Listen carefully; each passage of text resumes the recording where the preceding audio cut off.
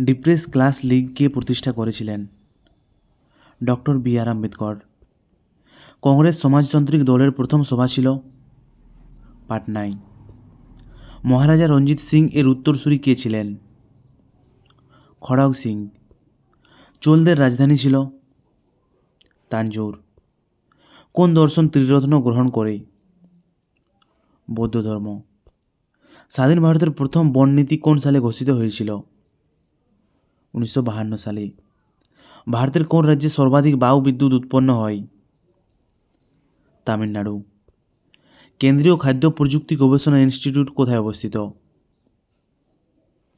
মহীশূর। ভবানী, হেমাবতী এবং কাবিনী নদীগুলি কোন নদীর উপনদী? কাবেরী। উত্তর থেকে দক্ষিণে হিমালয় পর্বতমালার সঠিক ক্রম কি?